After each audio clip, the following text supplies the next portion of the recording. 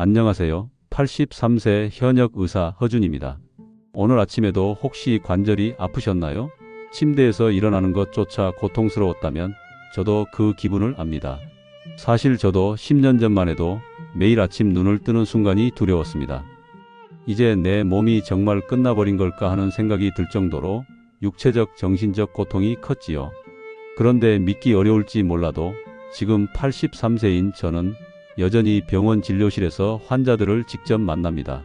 또 주말에는 친구들과 함께 등산과 낚시를 다닐 만큼 비교적 활기차게 지내고 있습니다. 특별한 약초를 쓴 것도 아닙니다. 비싼 영양제를 복용한 것도 아니며 고급스럽고 복잡한 운동 프로그램을 따라 한 적도 없습니다. 그저 제가 평생 미처 챙기지 못했던, 아니 대다수 사람들이 무시하고 살아왔던 특정 신체 부위들을 제대로 관리했을 뿐이지요. 대부분의 사람들은 70대나 80대에 접어들면 많은 것을 포기합니다. 어쩔 수 없지, 이제 나도 나이가 들었는데 라고 체념하곤 합니다. 손주들과 뛰어놀 수 없음을 한탄하고 등산이나 여행 같은 소소한 취미도 어느 순간부터 접어버립니다.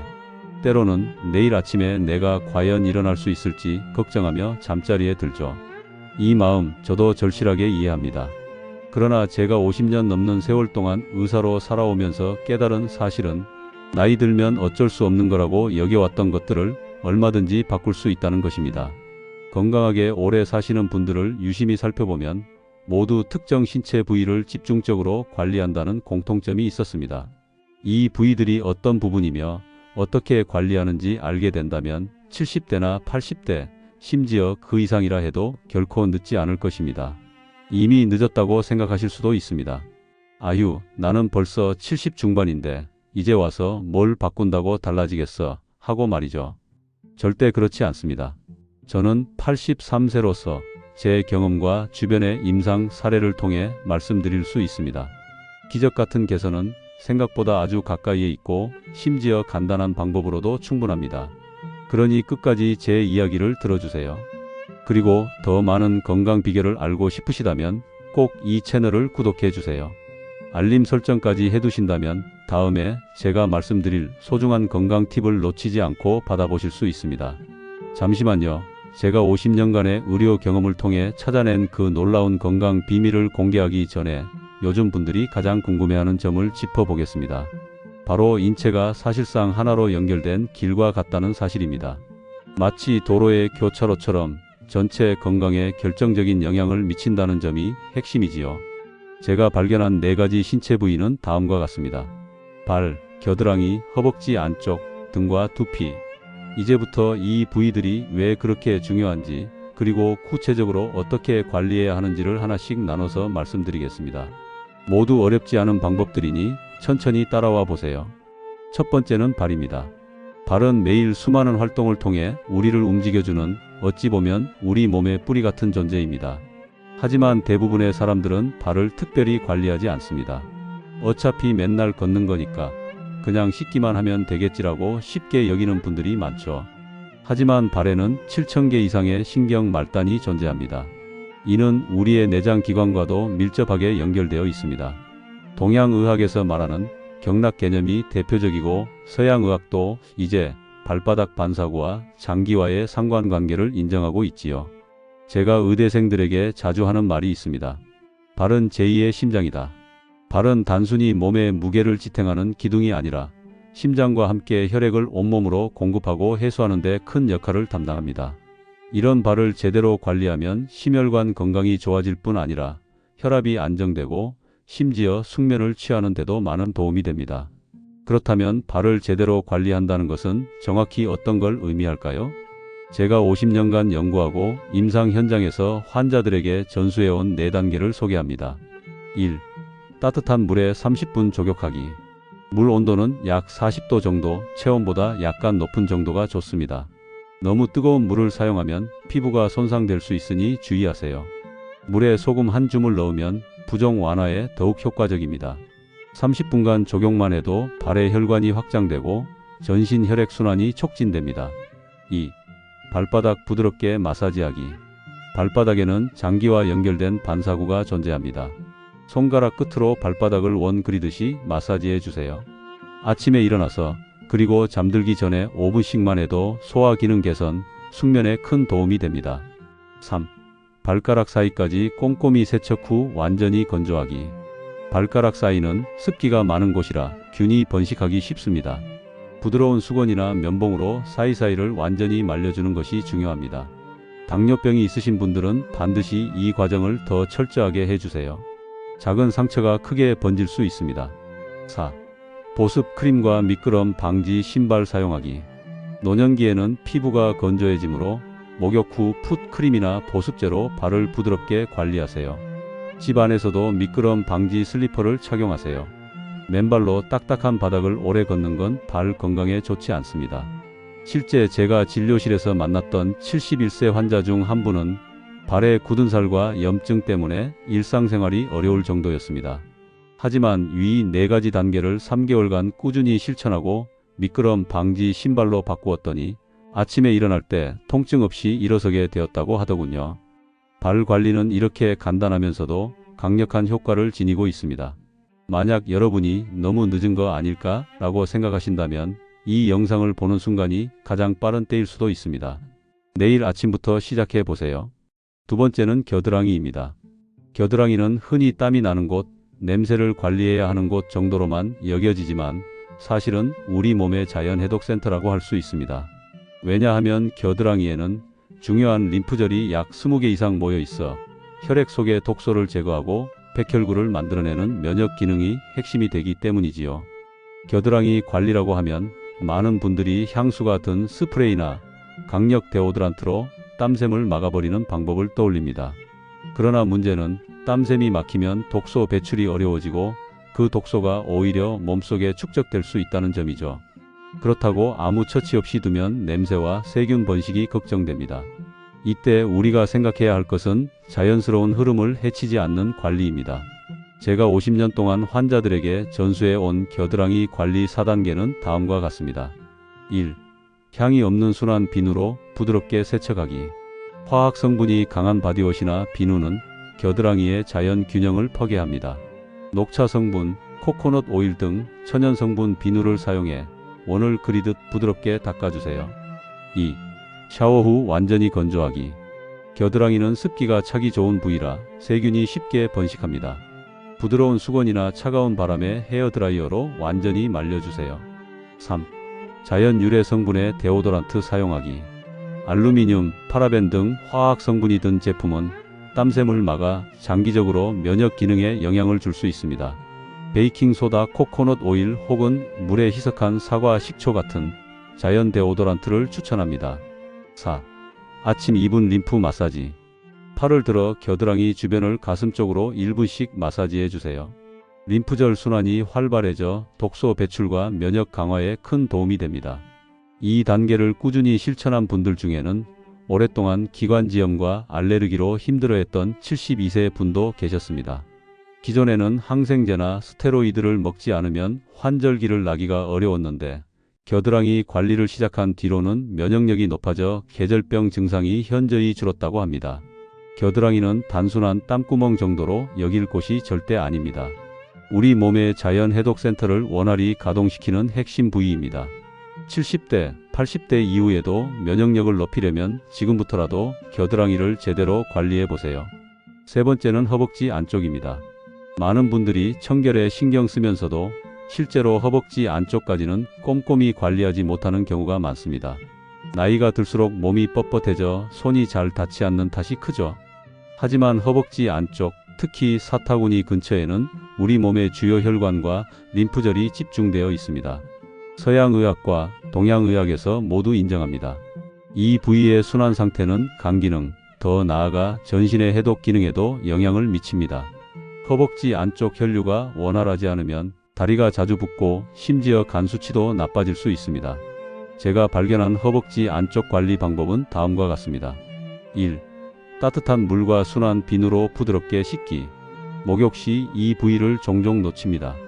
뻣뻣한 몸 때문에 잘 닿지 않는다면 긴 막대에 스펀지를 감아 사용해 보세요. 2. 통기성 좋은 면소재 옷 착용. 습하고 따뜻한 부위라 피부 트러블이 발생하기 쉽습니다. 샤워 후 완전히 말린 뒤 면 혹은 마소재의 옷을 넉넉하게 입으세요. 3. 나비 자세 등 간단한 스트레칭. 나비 자세를 통해 허벅지 안쪽 근육을 풀어주세요.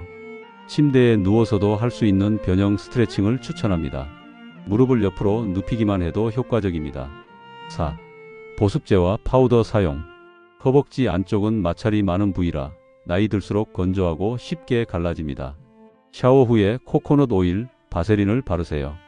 여름철엔 베이비 파우더로 땀과 마찰을 줄일 수 있습니다. 이렇게만 해도 다리 부종이나 만성 피로, 나아가 간 기능 개선에 도움이 됩니다. 실제로 81세 환자분은 매일 밤 다리가 저려 잠들기 어려웠습니다.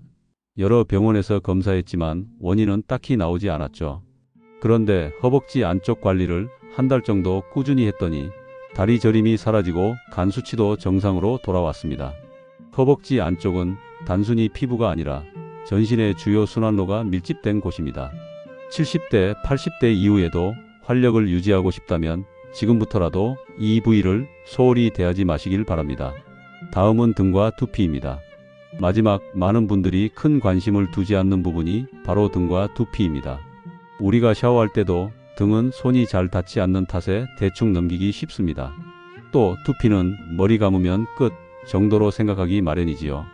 하지만 등과 두피는 우리 몸의 신경계와 뇌 건강에 직접적으로 연결된 중요한 부위입니다. 등 근육이 뭉치고 목이 뻣뻣해지면 뇌로 가는 혈류가 감소해 인지 기능과 기억력이 떨어질 수 있습니다. 두피도 마찬가지입니다. 두피의 혈액순환이 원활해야 두뇌가 충분한 영양과 산소를 공급받을 수 있지요. 제가 임상 현장에서 연구하고 실천해 본 결과 등 두피 관리는 생각보다 간단합니다. 1. 미지근한 물과 부드러운 브러쉬로 등을 씻어주기. 긴 손잡이가 달린 부드러운 브러쉬를 사용해 척추에서 바깥쪽으로 원을 그리며 씻어주세요.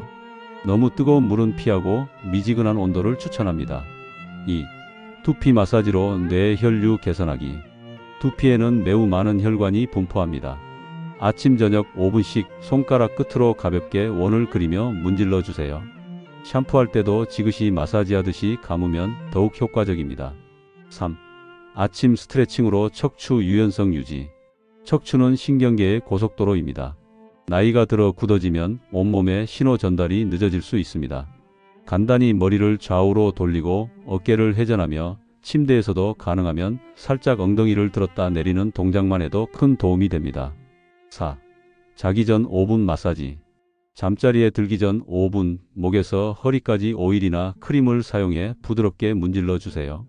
중추 신경계가 편안해지면서 숙면을 유도합니다.